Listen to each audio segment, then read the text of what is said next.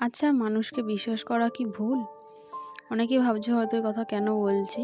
কিছু মাস আগে যখন আমার বাড়িতে কাজ হচ্ছিল, যে মিস্ত্রি কাকু কাজ করছিল, সে বলল একদিন হঠাৎ করে যে সকালের জলখাবারের জন্য পরোটা তরকারি খাবে। তো আমার কাছে টাকার কথা বলল যে এই টাকা দিলে হয়ে যাবে। ৪ জন কাজ করছিল, দেখতেই পাবে তোমরা। এবার সেই ৪ জনের জন্য আমি টাকা দিয়ে দিই, যে টাকা বলে সেই টাকাই দিয়ে দিই। পরে সে আমাকে বলে যে তুই একটু বাজারঘাটে যাবি। আমি বললাম কেন? বলছে আমি যে টাকাটা তোকে বলেছি সেটা অনেকটাই বেশি বলেছে, এতে টাকা লাগে না ৪ জনের খাওয়ার জন্য। আমি বলি তোমাকে তো অবিশ্বাসের কোনো কারণই আসে না কাকা, তুমি তো আমার কখনো খারাপ কথা বলবেও না, আর তোমাকে কেন অবিশ্বাস করব আমি? আর পরিস্থিতি দেখো, কিছু মাস পরে সেই আমাদের টাকা পয়সা নিয়ে, যাকে এত বিশ্বাস করি, সে টাকা পয়সা নিয়ে পুরোটাই চম্পট দিল। যে এক সময় আমাকে বলছিল যে মানুষজনের সব কথা বিশ্বাস করা উচিত না।